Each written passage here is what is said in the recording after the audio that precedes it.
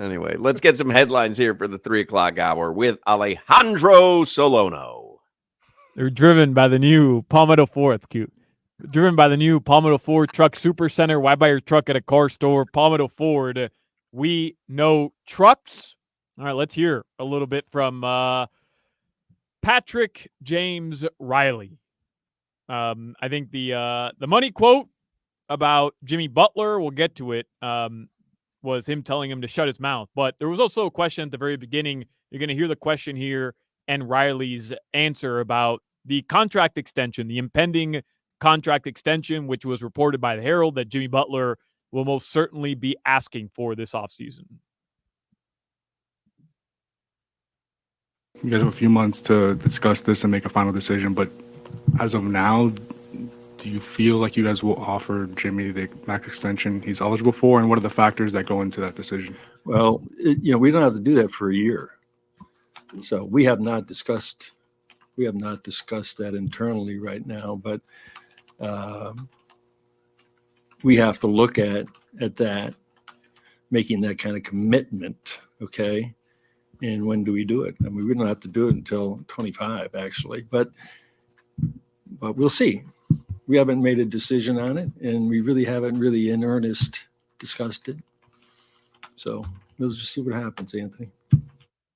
Well, that seems to me like, no, not for a while, buddy.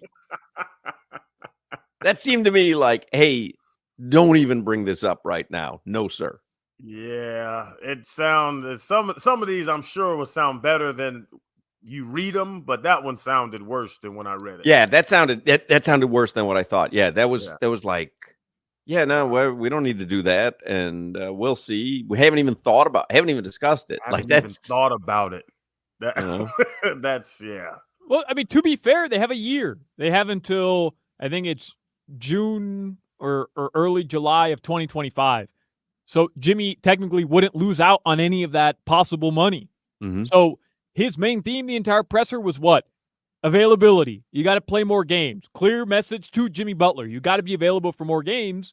It's not crazy to think that if this upcoming season, Jimmy Butler were to play more games and the Heat were to get back to, top team in the Eastern Conference battling for playoff positioning and not in a play-in tournament, that they would go ahead and give him that extension, right? But no, what's it called? Lame duck. Nobody wants to be in the last year of their contract. Like that wouldn't be the last year. It would just be because he's got 2 years left, but they can add another year on top of that. Here's what it is. He has 1 more year under contract, 100% guaranteed contract. Then the following season, so this upcoming season, right? He's under contract. The following season, as it stands right now, is a player option. The extension would wipe off the player option. He would still be under contract for the same amount of money next year, but you would be adding 2 more guaranteed years, and you'd be adding a lot more money to those 2 extra years. And that's what Jimmy wants.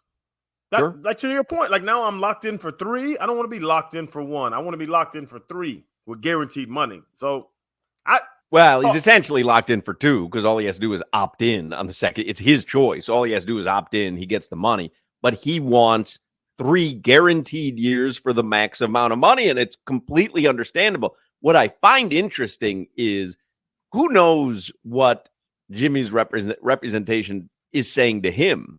You know what I mean? Because you never know what your agent is telling you. I find the chance that they're saying to Jimmy, yeah, we've started conversations with the Heat about 3 years and getting that money tied up, and we're going to get this thing done, and they love you, whatever. And I'm not saying that happened, but then all of a sudden Pat Riley comes out today and goes, hey, we haven't talked about that. I don't know. That's like back burner. That's that we got. Like we're putting up a new scoreboard. We're like that's back burner stuff. I wonder what the ramifications of that are. My contract is not even on your not even on your oven. You're talking about back burner. Yep. It's not even on your oven right now. Yep. You're not thinking about it. It has nothing to do with it. You keep bringing it up. There's 2 ways Jimmy can go with this: 1 motivation and 1 anger. I think it's going to be anger. Well, Well, he was at several different events this weekend. He was at and F1, wasn't he? He was at Yeah. F1, and he made it very clear in a number of different interviews that he did. He loves Miami. This is his city. This is where he wants to be. I wonder how different those comments would have been had he heard Pat Riley's commentary today before being interviewed. I don't think it would be different. I think you guys are taking this the wrong way. I think that he is going to appreciate and respect what Riley said. I think he's going to tell you that guy, that's why he's the Godfather. He's right on. I need to be. How many games he played this year? 65? 62? You know, I think he's going to say to you, yeah, I need to be out there. I want to be out there more. You know, I want that ring, and this is the organization I want to get it at. That's my guess. 60 games played this year. It's not enough. It's not, but I think he would agree with that. Yeah. Oh no, but I just don't. I honestly, Hawk, it's like you laid it out perfectly. I just have seen Jimmy, like I bring up when he went in with a Rolex on and wanted to whoop the first stringers just to teach the organization a lesson. Like I've seen Jimmy get angry and be like, you can go to hell and do stuff like that. So I hope he takes it the way you're saying, but I would honestly, if I'm guessing, Jimmy's Minnesota. Jimmy's pissed right They now. don't have F1 in Minnesota. They don't have the Miami Open in Minnesota. They don't have South Beach in Minnesota. Like they don't have Domino Park in Minnesota. Like I think he wants to be here. I think he wants to be here. He made it, like Solana said, like he made it super clear this weekend. He loves it here. He wants to be here. So I don't think he goes scorched earth. All right, what else do we have in the headlines? You want to play another Pat Riley sound, or you want to do that later? No, let's play the money shot from Pat Riley. The money quote. What did you say? You're gonna hear the question here from Brendan Tobin. Jimmy Butler, whether or not he was trolling when he said the Heat would have beaten the Celtics or the Knicks, and here's Pat Riley's answer. Pat, this weekend, Jimmy Butler had said, if he was healthy, that Boston would have gone home. I know it's tough to live in hypotheticals, but if he was able to play and Terry was able to play, did you feel like the gulf has gotten way too big with you in Boston, or if you had your guys, that it might have been more competitive? We played, I've been involved in competition in the playoffs against certain opponents that turned into hate. Even since we've been here, I hate to use that word, but the competition gets so tough that you don't like one another. And so we played Boston 4 times, I think, in the playoffs since Jimmy's been here. So, you do develop some dislike for the other team, but they are this year, I think, the best team in the league with the best roster in the league. They made some great moves. Brad Stevens did a great job in getting Holiday and Porzingis. They built their bench a little bit differently.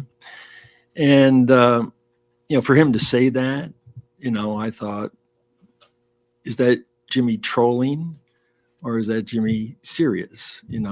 If you're not on the court playing against Boston or on the court playing against the New York Knicks, you should keep your mouth shut in your criticism of those teams.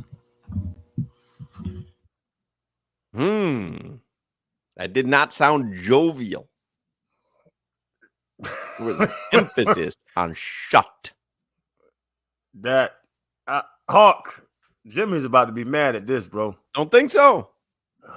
Hawk. I think there are few people in your profession, in your profession, there are a few people who you respect their opinion beyond all others. And so when someone, you've said this before, where sometimes you have to be honest with someone. You have to tell someone you care about the real deal. And I think Pat Riley is saying that stuff to Jimmy Butler. Hey, you want to hear the real deal? You missed the playoffs, and then you're at F1, and you're talking about what you would have done? No, Jack. Get out on the court. Play ball. I'm with you, but this is a one-on-one sit-down conversation. This isn't a put in the media conversation. I'm with you. I think if Pat brings Jimmy in the office and says this to him and they have a man-to-man, no problem. But now you're putting it. Now, as I look, even during breaks, I'm looking through Twitter, and now New York Knicks are reposting. Everyone's on this. Everybody's on Twitter. this now. right now on NBA Today on ESPN, reaction to Pat Riley's comments about Jimmy Butler. Riley, he should keep his mouth shut. Right across the ticker, right there, as they're talking about it. You've now embarrassed me in front of the world about not playing. Man to man, I'm with you, Hawk. Jimmy's about to be hot, bro. I don't think so. Jimmy And you know what? zigs when others zag. It would make all the sense in the world for him to bristle and lash out. He does not do what conventional wisdom would tell you someone's going to do consistently. I hope so, because Jimmy's going to say something. Jimmy's not going to hide. That's why we love him. Jimmy's not going to act like, he's not going like that Minnesota practice. He wasn't even supposed to show up that day. Yeah. You know what I mean? Like, he does what you're not supposed to do. He wasn't even supposed to be there. We're going to see, but Jimmy is going to make, I would say, I don't know if before we get off air, but today, Jimmy's going to speak on this. It'll probably just be like some sort of Instagram post. He'll just post 3 songs again today, a couple pictures of him with his big face coffee, him playing, I don't know, dominoes, and then some sort of like quote from Kendrick Lamar that everybody's going to take. I think he will post.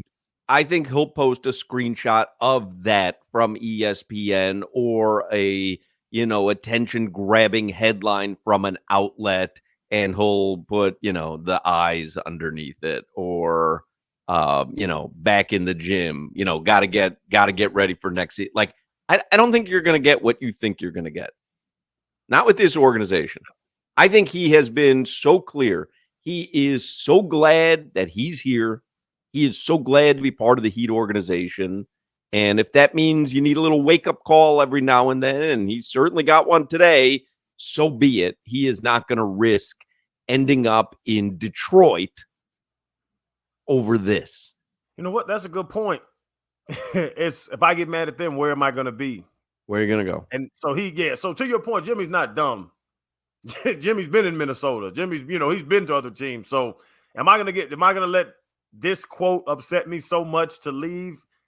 Him and Pat's conversation off air, I think, gonna have a lot to do with his response. I think you might be right if him and Pat talk one-on-one, but they got this.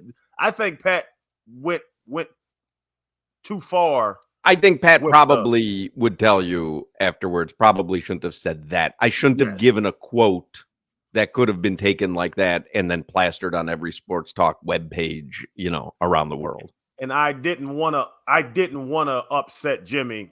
I was just talking, but they're gonna have that conversation. If they have that conversation, I think you might be right, Hawk. But it's gonna upset Jimmy, especially when he starts getting these text messages and calls from all his friends around the world.